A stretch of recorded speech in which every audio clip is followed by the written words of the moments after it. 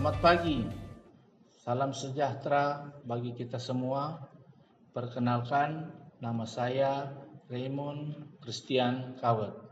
Saya adalah salah satu staf dosen tetap yang mengajar di program studi S1 Manajemen Fakultas Ekonomi dan Bisnis Universitas Samratulangi Manado. Sebagai seorang dosen peserta Serdos tahun 2025, saya berkomitmen untuk profesional, terus berinovasi, dan harus berdampak terhadap mahasiswa dalam dunia pendidikan. Maksud dan tujuan video ini dibuat adalah untuk melengkapi salah satu persyaratan sertifikasi dosen tahun 2025 gelombang 1, yakni pernyataan diri dosen dalam unjuk kerja Tridharma Perguruan Tinggi atau disebut dengan PDD UKT PT bidang pengajaran. Dalam video ini, mata kuliah yang saya bawakan adalah mata kuliah yang menjadi kepakaran saya, yaitu manajemen pemasaran. Mata kuliah ini memiliki bobot 3 SKS dan merupakan mata kuliah wajib yang terdapat di semester 3. Tujuan mata kuliah ini adalah bagaimana mahasiswa dapat memahami beberapa aspek terkait pengelolaan aktivitas pemasaran dalam perusahaan yang meliputi analisis peluang pemasaran, pengembangan strategi pasar, analisis pasar, dan pengelolaan program-program pemasaran dengan tujuan untuk meningkatkan kinerja dan kemampuan perusahaan dan menciptakan kepuasan dalam pertukaran produk dan jasa perusahaan kepada para pelanggan.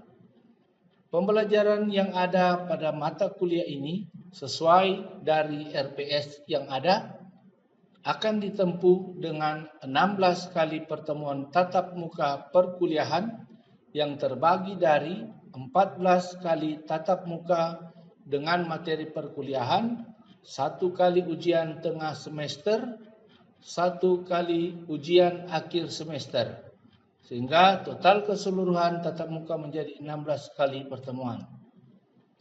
Dalam proses pembelajaran kali ini, saya menggunakan pembelajaran Delivery, Interaction, Assessment atau DIA. Dalam unsur delivery ini, saya akan memberikan penjelasan bagaimana gambaran umum mata kuliah yang diantaranya adalah deskripsi mata kuliah dan capaian pembelajaran. Dalam unsur interaction, saya akan memberikan penjelasan bagaimana dosen dan mahasiswa berinteraksi selama perkuliahan berlangsung. Dalam unsur assessment, saya memberikan evaluasi capaian pembelajaran pada saat perkuliahan. Dalam kesempatan ini, saya akan menampilkan video pembelajaran dengan perkuliahan tatap muka dalam mata kuliah manajemen pemasaran. Selamat menyaksikan.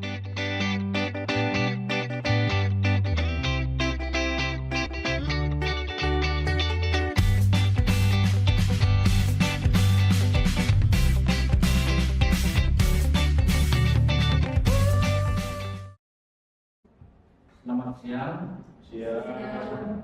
Baiklah, rekan-rekan mahasiswa, kita di hari ini berada di minggu yang kelima dalam mata kuliah manajemen pemasaran dengan materi minggu kelima ini menciptakan nilai kepuasan dan kesetiaan pelanggan. Tapi sebelum saya melanjutkan pertemuan kita hari ini, saya ingin bertanya, apakah di antara kalian masih ingat untuk materi kita yang minggu lalu? Ada? Ya, silakan. Tentang materi riset pemasaran dan penerapan permintaan. Oke. Jadi masih ingat untuk materi kita yang pertama. Baiklah, saat ini kita datang materi kita hari ini dengan judul menciptakan nilai kepuasan dan kesetiaan pelanggan. Manajemen pasaran menciptakan nilai kepuasan dan kesetiaan pelanggan. Kita datang pada definisi nilai dari pelanggan. Di sini ada nilai pelanggan adalah persepsi pelanggan terhadap selisih antara manfaat yang mereka peroleh dari suatu produk atau layanan dengan biaya yang harus mereka keluarkan. Selanjutnya kita datang dari jenis nilai. Di sini ada 4 jenis nilai. Yang pertama ada nilai fungsional, yang kedua ada nilai emosional, yang ketiga ada nilai sosial, dan yang keempat ada nilai ekonomi. Nah, yang pertama di sini untuk nilai fungsional, di sini dikatakan kegunaan produk bagi pelanggan. Contohnya di sini ada mobil yang hemat bahan bakar, atau contoh yang kedua ada laptop dengan performa cepat untuk kerja kita. Nilai emosional, yang kedua nilai emosional, pengaruh emosional dari penggunaan produk. Misalnya kita merasa bangga atau percaya diri. Contohnya kita memakai parfum yang meningkatkan rasa percaya diri karena wewangian yang ditimbulkan oleh parfum tersebut. Yang ketiga di sini ada nilai sosial dengan penerimaan sosial karena menggunakan suatu produk tertentu. Contohnya kita memakai parfum yang meningkatkan rasa percaya diri. Yang kedua merasa nyaman saat menginap di hotel dengan pelayanan murah, itu sebagai contoh saja. Nah, yang keempat di sini ada nilai ekonomi, yaitu harga dan efisiensi biaya yang ditawarkan. Contohnya di sini ada diskon besar atau program cashback. Kalau kalian misalnya ke toko terus lihat ada diskon besar-besaran, pasti akan tertarik untuk membeli suatu produk atau barang yang kita inginkan. Selanjutnya kepuasan pelanggan. Nah, di sini kita datang pada kepuasan pelanggan atau customer satisfaction. Di sini definisinya ialah kepuasan pelanggan adalah hasil dari perbandingan antara harapan pelanggan sebelum membeli dengan persepsi mereka setelah menggunakan produk. Jadi di sini dapat kita lihat ada hasil dari perbandingan antara harapan kalian sebagai pelanggan dan hasil atau persepsi yang Anda rasakan ketika menggunakan produk tersebut. Karena kalau tidak sesuai dengan harapan kalian, tentu disinilah akan adanya kepuasan pelanggan dapat dinilai. Mereka atau kalian boleh merasa puas atau tidak. Selanjutnya, di sini ada tujuan dan manfaat. Yang pertama ada mendorong pembelian ulang atau repeat order. Yang kedua meningkatkan loyalitas dari pelanggan. Terus yang ketiga mengurangi keluhan dan pengembalian barang.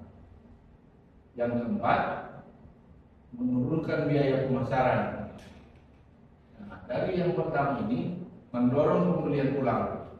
Nanti kalau Anda sebagai konsumen atau pelanggan, ketika Anda merasa puas dalam membeli suatu barang, nanti akan adanya timbul tujuan dan manfaat, yaitu untuk mendorong pembelian ulang produk yang kalian beli di awal atau repeat order. Yang kedua, meningkatkan loyalitas pelanggan itu seperti yang tadi disampaikan. Di sini meningkatkan loyalitas pelanggan ketika Anda membeli suatu produk atau barang, Anda merasa loyal karena Anda sebagai pelanggan, oh saya merasa loyal untuk membeli barang ini karena mungkin kualitasnya bagus. Ketika tadi untuk mengurangi keluhan dan pengembalian barang. Kalau Anda merasa puas dengan barang yang Anda beli nantinya, tentu tidak akan ada pengeluhan dari konsumen atau pelanggan yang membeli barang atau produk tersebut. Yang terakhir, menurunkan biaya pemasaran. Tentunya untuk menurunkan biaya pemasaran, kalau kita merasa puas, biaya pemasaran tentunya gampang untuk dicapai. Nah, di sini ada jenis kepuasan pelanggan. Ada 3 jenis kepuasan dari pelanggan. Yang pertama, ada kepuasan fungsional. Nah, di sini berbicara tentang kepuasan karena produk atau jasa itu berfungsi dengan baik sesuai apa yang kita harapkan. Nah, di sini ada contoh AC yang dingin atau makanan enak. Atau ada contoh yang lain dari mahasiswa, rekan-rekan, silakan. Ada contoh yang lain? Oke, di sini jelas ya contohnya. Yang kedua, kepuasan emosional. Kepuasan ini karena perasaan positif saat Anda menggunakan produk atau ketika dilayani seseorang ketika Anda membeli. Nah, di sini contohnya Anda merasa senang karena pelayanan ramah. Yang ketiga, ada kepuasan sosial. Kepuasan ini karena produk yang memberi pengakuan atau status sosial. Nah, di sini sudah jelas. Contohnya, ketika memakai merek terkenal, jadi Anda merasa gengsi yang ada di dalam diri kita akan merasa meningkat. Jadi dapat meningkatkan gengsi kita. Selanjutnya, di sini ada kesetiaan pelanggan atau customer loyalty. Di sini dapat didefinisikan dengan kesetiaan pelanggan adalah komitmen pelanggan untuk terus membeli produk dari perusahaan yang sama meskipun ada banyak pilihan di pasar. Nah, di sini ada ciri-ciri pelanggan yang setia. Ciri-ciri pelanggan yang setia di sini, yang pertama, melakukan pembelian ulang secara konsisten. Jadi kalau Anda itu merasa setia, di sini salah satunya ciri-ciri pelanggan setia itu melakukan pembelian ulang secara konsisten. Kalau Anda misalnya seorang konsumen atau pelanggan, ketika Anda merasa puas dengan sesuatu yang Anda dapatkan, tentu Anda akan terjadi di sini melakukan pembelian ulang. Itu disebabkan karena Anda merasa puas. Jadi kepuasan di sini sangatlah menentukan dari produsen yang ada ketika mereka mengeluarkan suatu produk di pasaran. Nah, yang kedua, ciri-ciri pelanggan yang setia yaitu tidak mudah tergoda oleh promosi pesaing. Jadi ketika Anda berbicara ini, Anda ini sebagai seorang pelanggan atau konsumen. Ketika Anda mungkin ada tergoda dengan produk yang lain yang biasanya Anda sudah terbiasa dengan suatu produk, meskipun ada produk-produk yang lain mungkin ada promosi atau diskon besar-besaran, tapi karena Anda sudah setia terhadap suatu produk tersebut, jadi nantinya Anda akan melakukan apa? Pembelian apa? Pembelian ulang produk yang Anda inginkan. Yang ketiga, Anda memberikan feedback positif atau rekomendasi kepada orang lain. Nah, karena Anda mungkin merasa apa? Sekali lagi yang kedua, Anda merasa setia, apalagi Anda merasa puas. Tentunya kita memberikan feedback kepada orang lain tentang apa yang sudah Anda mungkin capai atau mungkin kalau kalian sudah dapatkan suatu barang atau produk, Anda rekomendasikan kepada orang lain karena Anda merasa apa? Puas. Oke. Selanjutnya, menunjukkan toleransi terhadap kesalahan kecil dari perusahaan. Jadi biasanya di dalam perusahaan ketika mereka memproduksi suatu barang, tentunya ada yang mungkin ada yang kekurangan, ada yang mungkin ada yang lecet.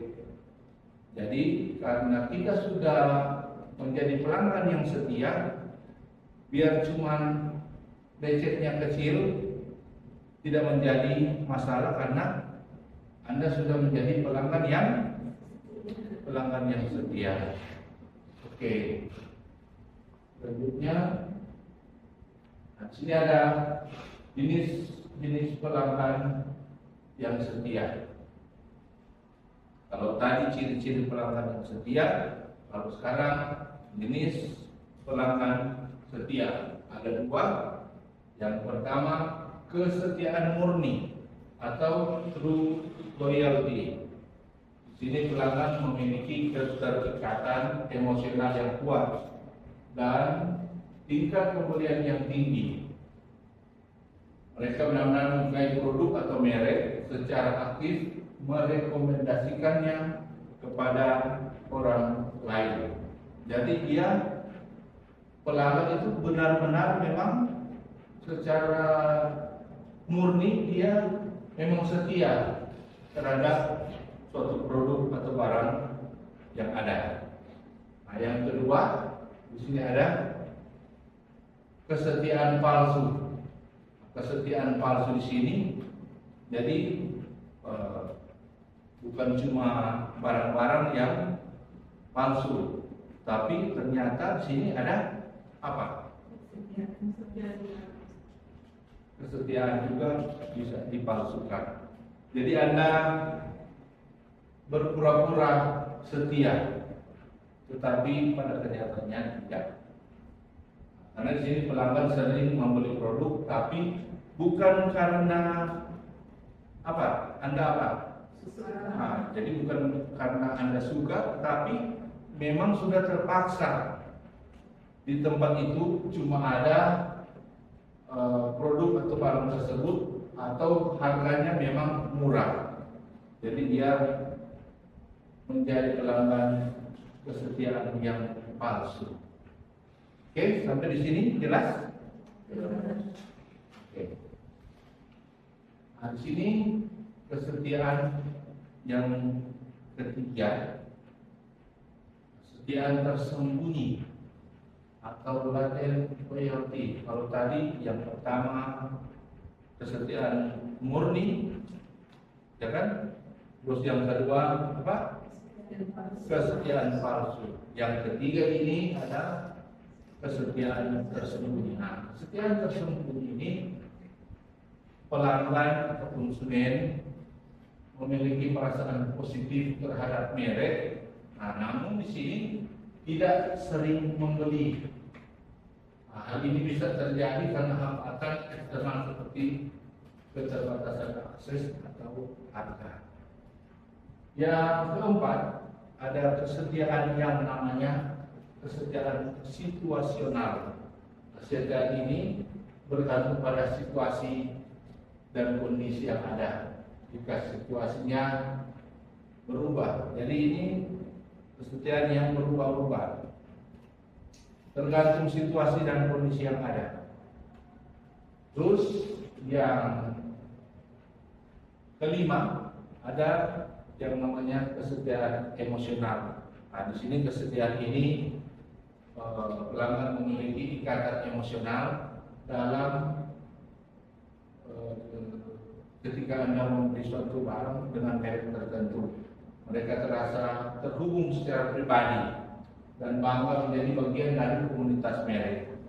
Nah, jadi di sini dia kesetiaan emosional karena ada perasaan yang mendalam dengan mungkin dia sudah sangat cinta akan suatu produk yang dia gunakan, jadi itu menjadi kesetiaan emosional. Sekali lagi sampai di sini bisa? Oke. Ada pertanyaan? Oke, jadi saya rasa ini sampai di sini jelas ya. Oke. Nah, yang terakhir di sini mengakhiri pertemuan kita di siang hari ini seperti biasanya, seperti minggu-minggu yang kemarin, Nel akan memberikan kode presensi untuk bisa kalian isi sebagai bukti kehadiran Anda di saat ini. Silakan kode presensi yang sudah tertera, silakan Anda isi menggunakan handphone yang ada. Silakan dikasih kesempatan dengan kode presensi 97 RD 8523. Oke, sudah? Oke, kalau sudah, saya sampaikan banyak terima kasih karena sudah datang dalam perkuliahan kita di saat ini. Dan yang terakhir sebelum kita mengakhiri pertemuan kita, seperti biasanya di akhir pertemuan saya akan memberikan tugas kepada Anda untuk kalian buat. Nanti tugasnya yang saya akan berikan, silakan Anda buat tugas yang ada di RPS untuk minggu yang ke-6. Silakan Anda pelajari. Terus kalau ada hal-hal penting yang Anda rasa perlu untuk ditanyakan kepada saya, silakan. Jadi untuk tugas minggu depan saya berikan untuk supaya Anda membuat suatu garis besar materi yang ada di RPS untuk minggu ke-6. Untuk minggu depan, sebelum kita membahas materi yang ada untuk minggu depan, saya akan kumpulkan tugas tersebut. Oke, bisa jelas ya sampai sini? Oke, sampai di sini pertemuan kita yang hari ini.